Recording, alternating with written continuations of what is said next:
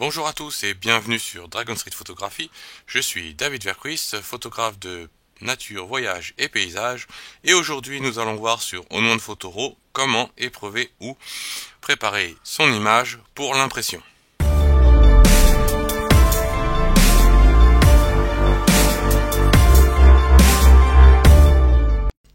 Donc ici, j'ai sélectionné une photo dans un restaurant japonais.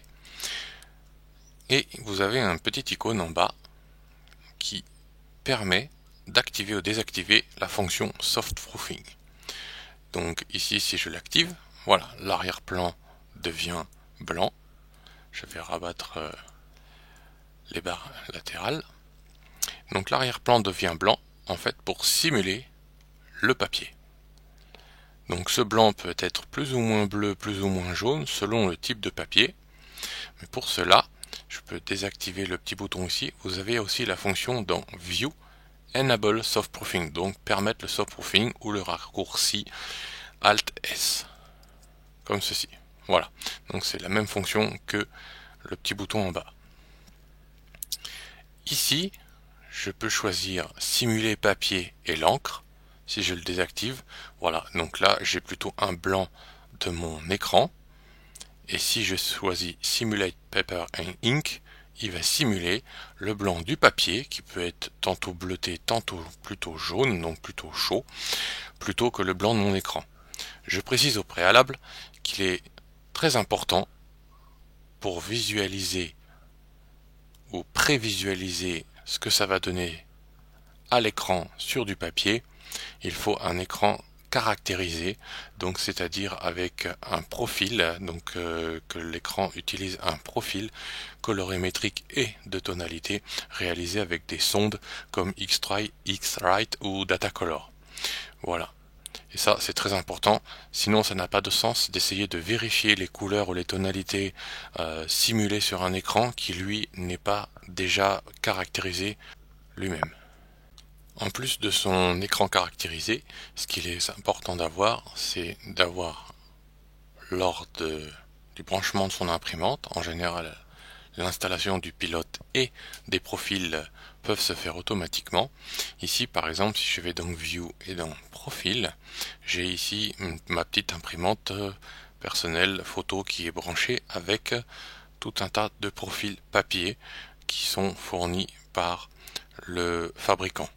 Maintenant, j'ai aussi une imprimante professionnelle Canon et si vous désirez imprimer des photos à vue professionnelle et autres et avoir le meilleur rendu, les profils de fabricants sont pas mal, mais c'est très intéressant et beaucoup mieux, beaucoup plus économe aussi en encre et en papier pour faire beaucoup moins de loupés, d'avoir des profils personnalisés de son imprimante par un artisan extérieur comme CMP Color par Christophe Métairie par exemple. Donc ici on voit que le papier Epson Matte Paper HW était déjà coché, mais moi par exemple si je veux soft-proofer, éprouver sur du papier Epson Premium Glossy, je vais cliquer dessus.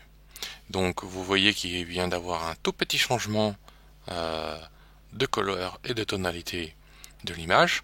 Maintenant je vais avoir aussi besoin de visualiser autre chose qui est, donc là j'ai bien sélectionné mon profil. Ici perceptuel, c'est la façon dont on souhaite que les couleurs, une fois développées dans Onone Photoro, soient modifiées ou ramenées aux couleurs de l'imprimante. Donc ça c'est le mode de calcul de conversion, si je puis dire. Donc perceptual en général est plutôt un bon choix. Maintenant dans Gamut Warning, je vais activer cette fonction qui va me permettre de voir justement le gamut, les couleurs ou les tonalités qui sortent de mon gamut. Donc je vais cliquer dessus pour l'activer aussi. Et on voit en rouge tout ce que l'imprimante ne peut pas imprimer.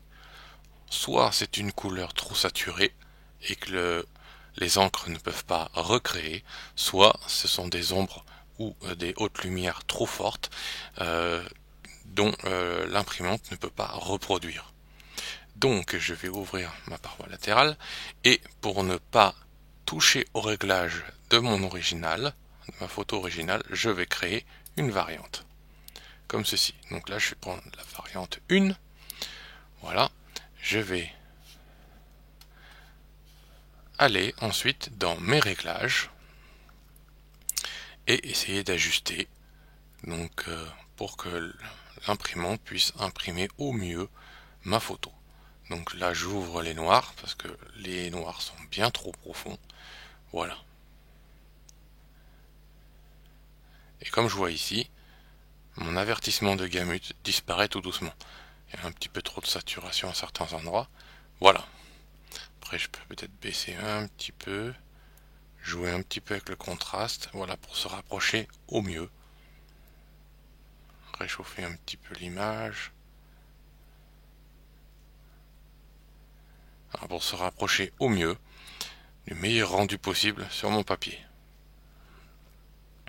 Voilà. Avant, après. Photo originale. Voilà. Donc là j'ai bien limité les problèmes d'impression. Ma photo est maintenant prête à imprimer.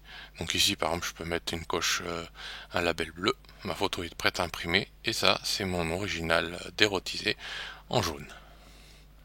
Voilà donc comment ajuster le soft proofing et préparer ses couleurs et ses tonalités à l'impression. Merci pour votre suivi sur Dragon Street Photographie et je vous dis à très bientôt pour de prochaines vidéos.